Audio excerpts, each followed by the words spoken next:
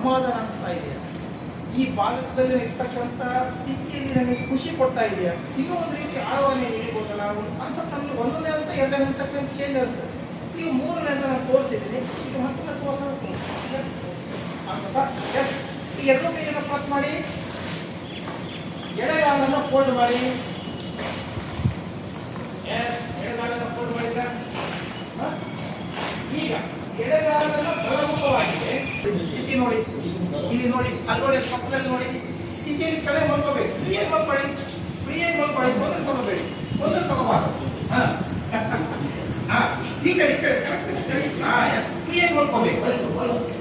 ನಿಮ್ಮ ದೇಹದಲ್ಲಿ ಉಸಿರಾಟವನ್ನು ಲಾಕ್ ಮಾಡಂಗಿಲ್ಲ. ಈ ಉಸಿರಾಟ ನೀವು ಲಾಕ್ ಮಾಡೋದ್ರಿಂದ ಏನಾಗುತ್ತೆ ಅಂತಂದ್ರೆ ನಮಗೆ ಅಲ್ಲಿ ಸಫಿಷಿಯೆಂಟ್ ಆಗಿ ನಮ್ಮ ಸ್ಥಿತಿಯಲ್ಲಿ ಇರ್ಲಿಕ್ಕೆ ಬರೋದಿಲ್ಲ. ಇದು ರಾಜಕಪೋತಾಸನದ ಪ್ರಕಾರ 3 ನೋಡಿ, ಎಷ್ಟು ಚೆನ್ನಾಗಿ ನಮಗೆ ಇಲ್ಲಿ ಸಮಾಧಾನಕರವಾದ ಸ್ಥಿತಿಯಲ್ಲಿ ನಾವಿದ್ದೀವಿ.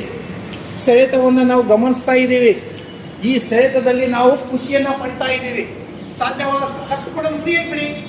ನೋಡಿ ಎಷ್ಟು ಚೆನ್ನಾಗಾಯ್ತು. ಈಗ ಅದನ್ನ ಕೈ ಚಾಚಿ, ಕೈ ಚಾಚಿ.